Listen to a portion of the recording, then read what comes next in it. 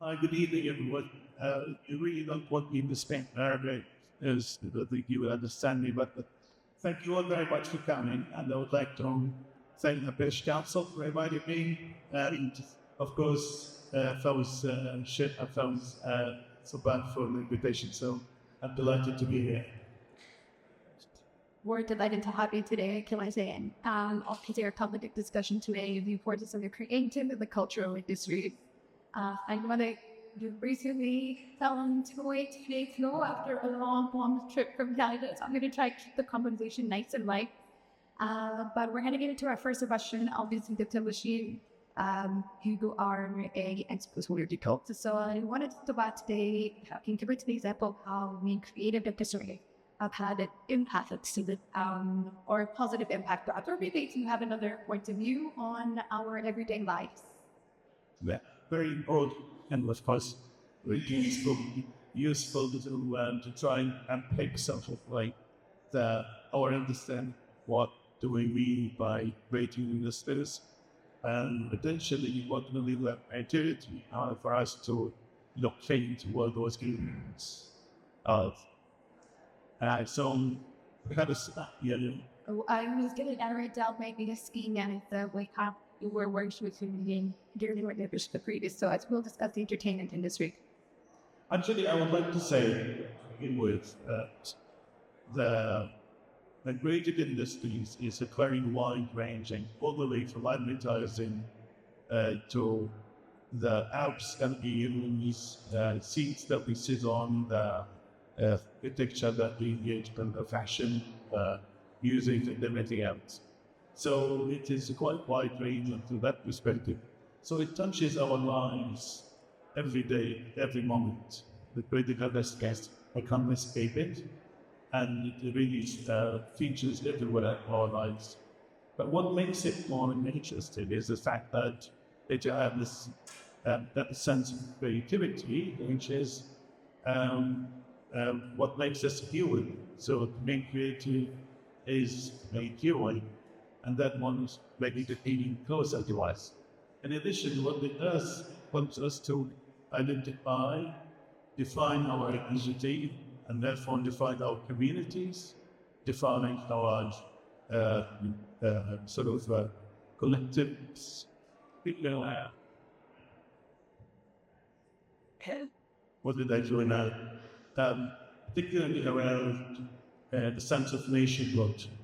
And that's very important because products being the parties that are creating industries, you're actually producing the culture of that nation for that. And for that reason, you're actually contributing to create a nationhood. For that purpose, I would say that you're actually producing the culture of that nation, so that you are involved in the production of that nation and its output. So, as you can see, some of it is tangible that you can touch, see, feel, experience, and some that you actually live, where you actually feel about it and locate it with it. Honestly, I'm not going to get anything. It just pay. So means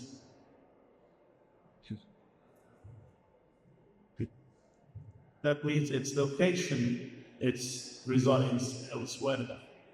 And what would that mean in the context of Kuwait? It has to have that sense of locality in order for us to actually define how we experience that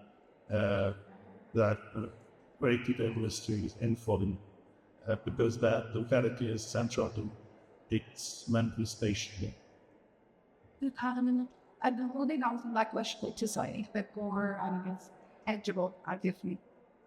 In what ways do you think that the creative industries contributed in this region, bring it down to Kuwait, to economic growth and maybe into a job creation opportunity?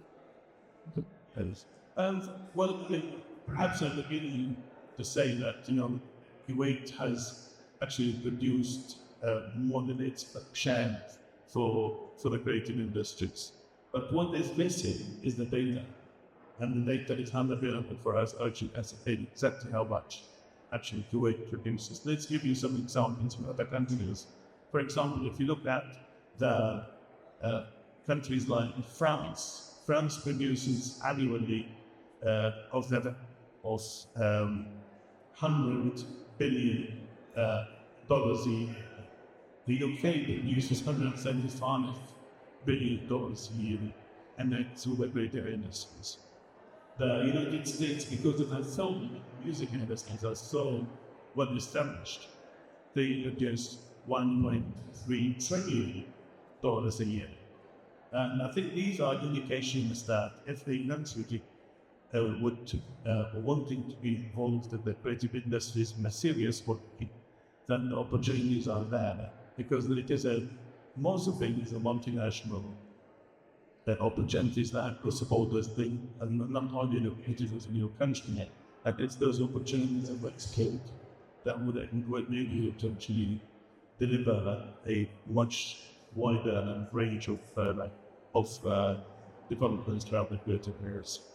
But then you're looking at a small business approach, which is central to small economies or growing economies, or economies that shifting from one industry to another. A small business opportunity for the many creative companies will emerge as part of economic development, which will generate jobs and generate opportunities for others, and also will generate export for the economy as a whole. Do you believe that the government can play a role in supporting this, maybe facilitating it or helping with the organization? One of the things they said is the lack of data, obviously, the users to want to give insight to what we have. Yeah, I think government plays such a role, and that is our understanding this thing, because they need to give it a sense of focus.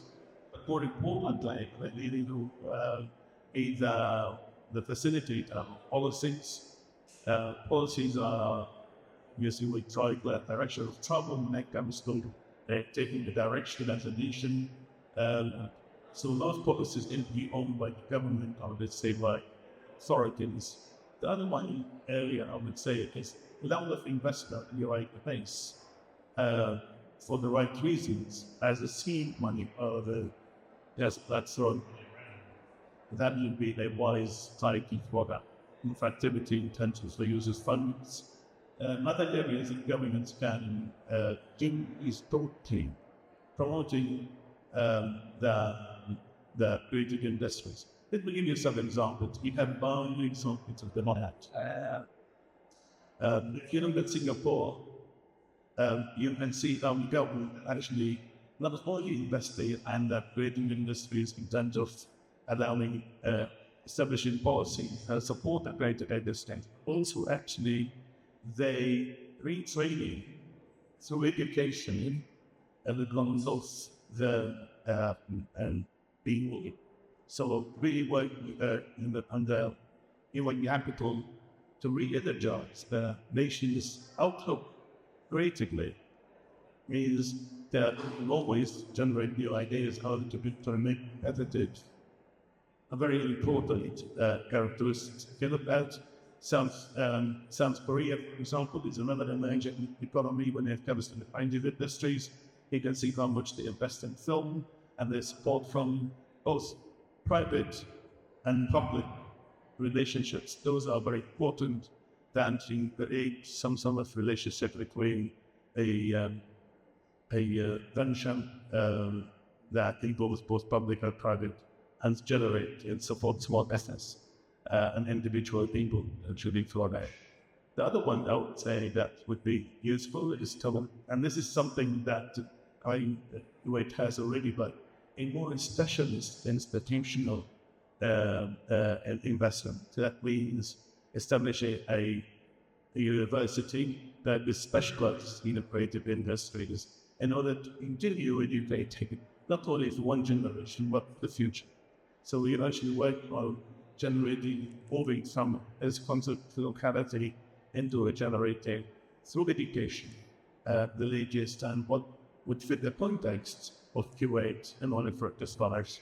But without that taste, the education, and the purposing, there will always be something missing because it has to be local, it has to be something, and it has to be curated for it to be successful. I can't import. Look at it. That's true, you can. So in what ways, obviously, we were just offer not importing, not working. No, you cannot. See? Yeah, of course. So cool. In what way does the opinion industry act as a catalyst for innovation of progress in other sectors?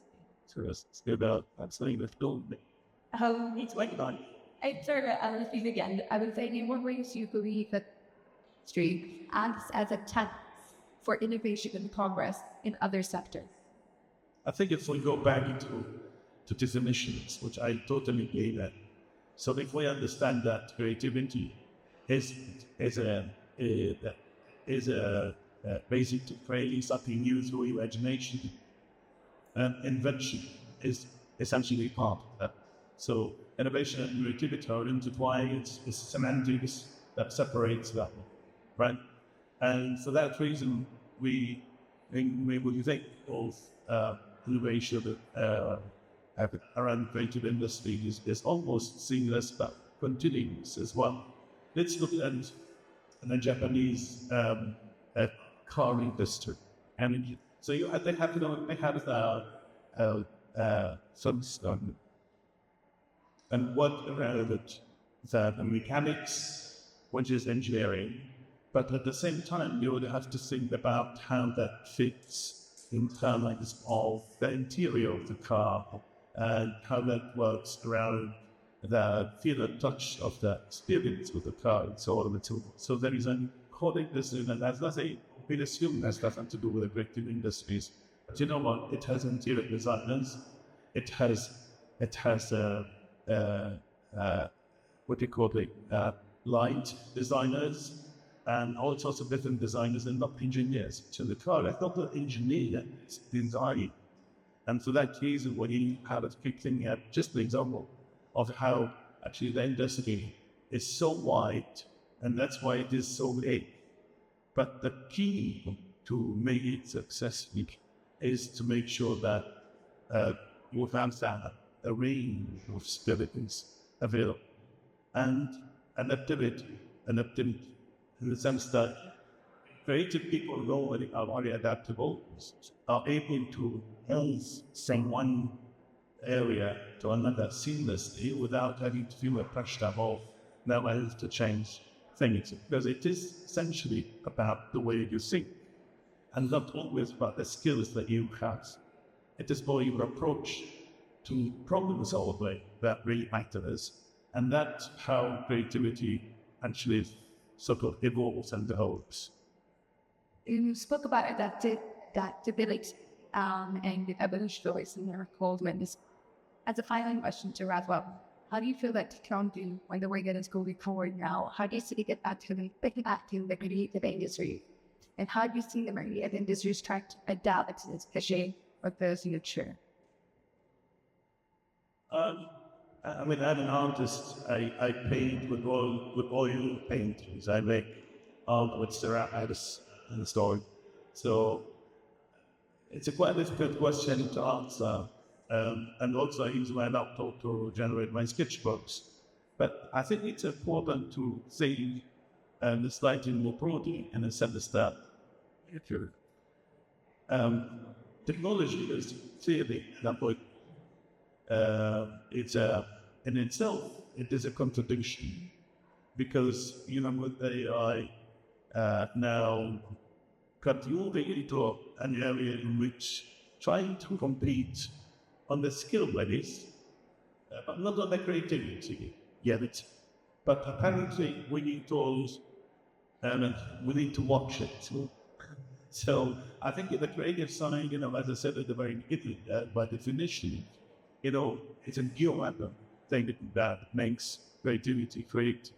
And it's always that it is the human element within that creativity. It's the way you think, the way you approach, the way you respond, the way you make mistakes, the way you play. the way you will move around, how you respond to certain activities around like sense of creation, is that makes the not necessarily AI is friendly. I think or the left probably not to see the end of it, but what would happen by you is that it would take a very long time to get this Q&A. That's a great way to end that.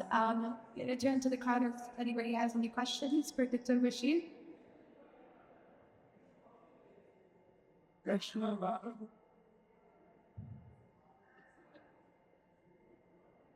Great. Thank you for sharing your knowledge, Doctor. I wanted to ask about universities and what they do for students to add their personal creativity to their projects. Obviously, there's creativity in different kinds of research. There's creativity in science, there's like arts, all these different things. What does a university do in terms of programs or like anything like that that will help students become creative in whatever they're good at, basically? I think you mentioned something very important. That creativity is not that you can divide people or the subjects or the fields. Creativity has been described in that the way education describes it.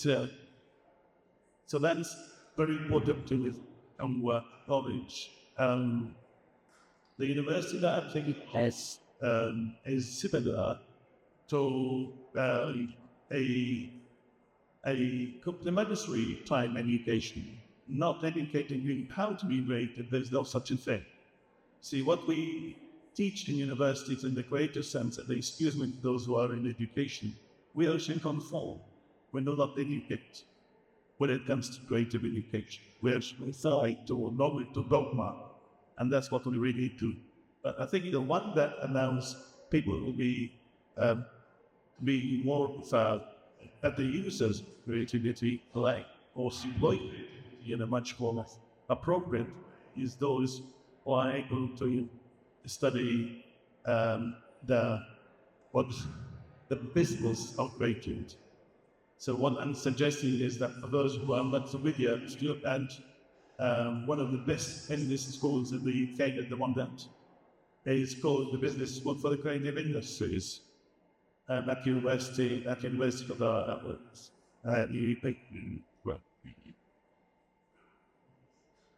University for the Creative Arts. And that school actually has exactly what countries need in order to develop or then stay, make better use of the creative energy that exists around the country, including, and I must add, that sense of nation branding, how to help brand the country as a whole, which also would mean that we can assume that the nation branding exercise is something that is absolutely necessary in order to support the creative industry, because, as we always say, that we are what we produce, and we produce a culture. Weight, for example, in this instance, and therefore we are creating that culture as we speak. So I think it's very important to always look forward, not backward when it comes up to the question of creation. Very about that, very well said. Just for anyone that has contacted, Bashir has a workshop tomorrow, if I'm not mistaken. Okay. They will definitely attend. If it has definitely sparked some curiosity, will be attending. So if anyone wants to be involved with the workshop, you can catch Dr. Bashir tomorrow. Thank you so much for your time. You've been very kind. Thank you.